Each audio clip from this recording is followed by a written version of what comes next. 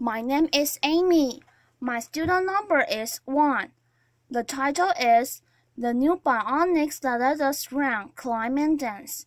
I'm a freshman at MCUE.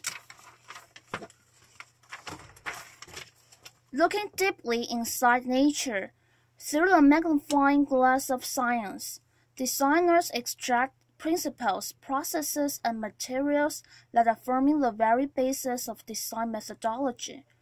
From synthetic constructs that resemble biological materials to computational methods that emulate neural processes, nature is driving design. Design is also driving nature. In realms of genetics, regenerative medicine, and synthetic biology, designers are growing novel technologies, not foreseen or anticipated by nature.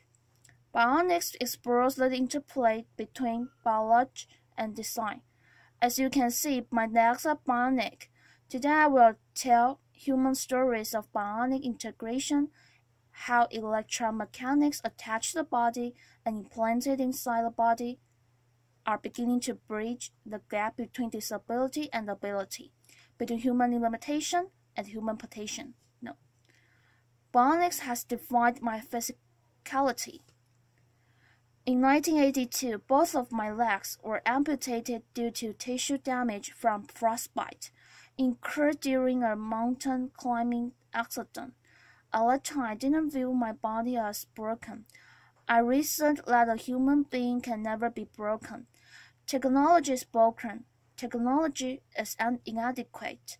This simple but powerful idea was a call to arms, to advance technology for the elimination of my own disability, and ultimately the disability of others.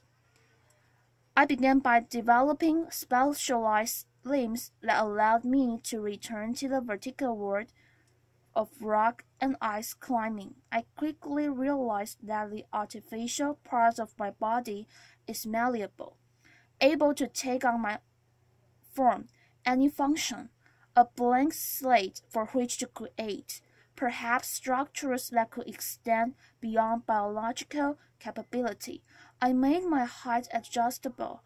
I could be as short as 5 feet or as tall as I like. So when I was feeling bad about myself, insecure, I would jack my height up. But when I was feeling confident and suave, I would knock my height down a notch, just to give the competition a chance. Narrow-edged feet allowed me to climb steep rock fissures where the human foot cannot penetrate, and spiked feet enabled me to climb vertical ice walls without ever experiencing muscle leg fatigue. Through technological innovation, I returned to my sport stronger and better. Technology had eliminated my disability and allowed me a new climbing process. As a young man, I imagined a future world where technology so advanced could rid the world of disability, a world in which neural implants would allow the visually impaired to see, a world in which the paralyzed could walk via body exoskeletons. Sadly, because of deficiencies in technology, disability is rampant in the world. This gentleman is missing 3 limbs.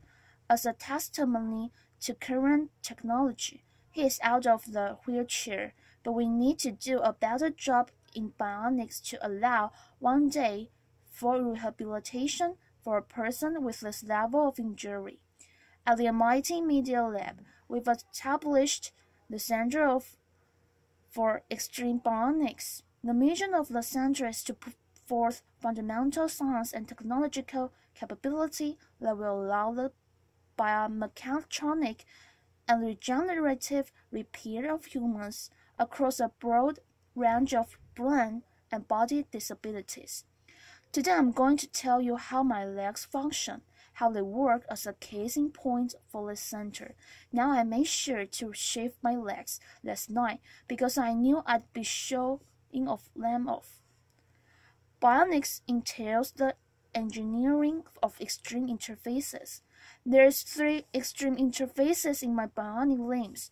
Mechanical, how my limbs are attached to my biological body. Dynamic, how they move like flesh and bone. And electrical, how they communicate with my nervous system. I'll begin with mechanical interface. In the area of design, we still do not understand how to attach devices to the body mechanically. It's extraordinary to me that in this day and age, one of the most mature, oldest technologies in the human timeline, the shoe, still gives us blisters. How can this be? We have no idea how to attach things to our bodies. This is the beautifully lyrical design work of Professor Neri Oxman at the MIT Media Lab, showing specially varying exoskeletal impedances. Shown here by color variation in this 3D printed model, imagine a future where clothing is stiff and soft when you need it, for optimal support and flexibility, without ever causing discomfort. My bionic limbs are attached to my biological body via synthetic skins with stiffness variations that mirror my underlying tissue biomechanics. To achieve that mirroring, we first developed a mathematical model of my biological limb. To that end, we used imaging tools such as MRI to look inside my body to figure out the geometries and locations of various tissues. We also took robotic tools. Here's a 14 actuator circle that goes around the biological limb. The actuators come in, find the surface of the limb, measure its uploaded shape, and then they push on the tissues to measure tissue compliances at each anatomical point. We combine 3 imaging and robotic data to build a mathematical description of my biological limb. Shown on the left, you see a bunch of points or nodes. At each node, there's a color that represents tissue compliance. We then do a mathematical transformation to the design of the synthetic skin, shown on the right, and we've discovered optimality where the body is stiff and synthetic skin should be soft, where the body is soft and the synthetic skin is stiff, and this modeling across all tissue compliances. With this framework, we've produced bionic limbs that are the most comfortable limbs I've ever worn. Clearly, in the future, our clothing, our shoes, our braces, our prostheses will no longer be designed and manufactured using artisan strategies, but rather data-driven quantitative frameworks. In the future, our shoes will no longer give us blisters. We're also embedding sensing and smart materials into the synthetic skins. This is a material developed by SRI International California. Under electrostatic effect, it changes stiffness, so under zero voltage, the material is compliant. It's floppy like paper. Then the button is pushed, a voltage is applied, and it becomes stiff as a board. We embed this material into the synthetic skin that attaches my bionic limb to my biological body. When I work here, it's no voltage. My interface is soft and compliant. The button is pushed, voltage is applied, and it stiffens, offering me a greater maneuverability over the bionic limb. We will also build exoskeletons. This exoskeleton becomes stiff and soft in just the right areas of the rounding cycle to protect the biological joints from high impact and degradation. In the future, we'll all be wearing exoskeletons in common activities such as running. Next, dynamics interface. How do my bionic limbs move like flesh and bone? At my MIT lab, we study how humans with normal physiologies stand, walk, and run. What are the muscles doing, and how are they controlled by the spinal cord? This basic science motivates what we build. We're building bionic ankles, knees, and hips. We're building body parts from the ground up. The bionic limbs that I'm wearing are called biomes. They've been fitted to nearly 1,000 patients, 400 of which have been wounded U.S. soldiers. How does it work? At heel strike, under computer control, the system controls stiffness to attenuate the shock of the limb hitting the ground. Then at mid-stance, the bionic limb outputs high torques and powers to lift the person into the walking stride, comparable to how muscles work in the calf region. This bionic propulsion is very important clinically to patients. So on the left, you see the bionic device worn by a lady. On the right, a passive device worn by the same lady that fails to emulate normal muscle function, enabling her to do something everyone should be able to do. Go up and down their steps at home. Bionics also allows for extraordinary athletic feats. Here's a gentleman running up a rocky pathway. This is Steve Martin, not a comedian who lost his legs in a bomb blast in Afghanistan. We're also building exoskeletal structures using the same principles that wrap around the biological limb. This gentleman does not have any leg condition and disability. He has a normal physiology. So these exoskeletons are applying muscle-like torques and powers so that his own muscles need not apply those torques and powers. This is the first exoskeleton in history that actually augments human working. It significantly reduces metabolic cost. It's so profound in its augmentation that when a normal, healthy person wears the device for 30 minutes and then takes off, their own biological legs feel ridiculously heavy and awkward. We're beginning the age in which machines attached to our bodies will make us stronger and faster and more efficient. Moving on to electrical interface, how do my bionic limbs communicate with my nervous system?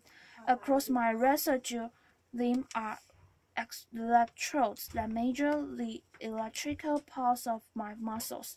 That's communicated to the bionic limb, so when I think about moving my phantom limb, the robot tracks those movement desires.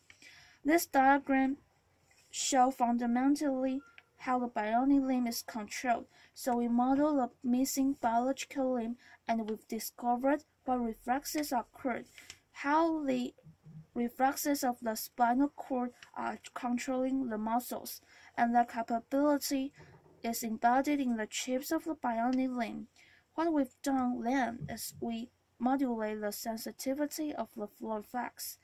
They model spinal reflex with a neural signal, so when I relax my muscles in my residual limb, I get very little torque and power, but the more I fire my muscles, the more torque I get, and I can even run. And that was the first demonstration of a running gait under neural command. Feels great. We want to go a step further. We want to actually close the loop between the human and the bionic external limb. We're doing experiments where we're growing nerves, transited nerves, through channels or micro-channel arrays on the other side of the channel. The nerve then attaches to cells, skin cells, and muscle cells. In the motor channels, we can sense how the person wishes to move. That can be sent out wirelessly to the bionic limb. Then, on the bionic limb can be converted to stimulations in adjacent channels, sensory channels. So when this is fully developed and for human use, persons like myself will not only have synthetic limbs that move like flesh and bone, but actually feel like flesh and bone. The video shows Lisa Millett shortly after being fitted with 2 bionic limbs. Indeed, bionics is making a profound difference in people's lives. Oh my god, I can't believe it. It's just like I've got a real leg. Now I don't start running. Now turn around and do the same thing, walking up, but get on your heel to toe like you would normally just work on level ground. try to walk right up the hill. Oh my God, is it pushing you up? Yes, I can't even describe it. It's pushing you right up. Next week I'm visiting the center. Thank you. Next week I'm visiting the Center for Medicare and Medicaid Services, and I'm going to try to convince CMS to grant appropriate code, language, and pricing, so this technology can be made available to the patients that need it. Thank you. It's not well appreciated. But over half the world's population suffers from some form of the cognitive, emotional, sensory, or mortal condition, and because of poor technology too often, conditions result in disability and a poorly quality of life. Basic levels of physiological function should be a part of our human rights. Every person should have the right to live life without disability if they so choose. The right to live life without severe depression. The right to see a loved one, in the case of seeing impaired, or the right to work or to dance, in the case of limb paralysis or limb amputation. As a society, we can achieve these human rights. If we accept the proposition that humans are not disabled, a person can never be broken. Our built environment, our technologies are broken and disabled. We the people need not accept our limitations, but can transcend disability through technological innovation. Indeed, through fundamental advances in bionics in this century, we will set the technological foundation for enhanced human experience, and we will end disability. I'd like to finish up with one more story, a beautiful story. The story of Adrian Huxley Davis. Adrian lost her left leg in the Boston terrorist attack. I met Adrian when this photo was taken at Spalding Rehabilitation Hospital. Adrian is a dancer, a ballroom dancer. Adrian breathes and lives dance. It is her expression, it is her art form. Naturally, when she lost her limb in the Boston terrorist attack, she wanted to return to the dance floor. After meeting her and driving home in my car, I thought I'm an MIT professor. I have resources. Let's build her a bionic limb to enable her to go back to a life of dance. I brought in MIT scientists with expertise in prosthetics, robotics, machine learning, and biomechanics, and over a 200-day research period, we studied dance. We brought in dancers with biological limbs, and we studied how they move, what forces they apply on the dance floor, and we took those data, and we put forth fundamental principles of dance, reflexive dance capability, and we embedded that intelligence into the bionic limb. Bionics is not only about making people stronger and faster. Our expression, our humanity, can be embedded into electromechanics. It was 3.5 seconds between the bomb blast in the Boston terrorist attack. In 3.5 seconds, the criminals and cowards took Adrian off the dance floor. In 200 days, we put her back. We will not be intimidated, brought down, diminished, conquered, or stopped by acts of violence. Ladies and gentlemen, please allow me to introduce Adrian Huxley Davis, her first performance since the attack. She's dancing with Christian Leitner. Ladies and gentlemen, members of the research team, Elliot Rouse and Nathan with Gary Krosky. Elliot and Nathan.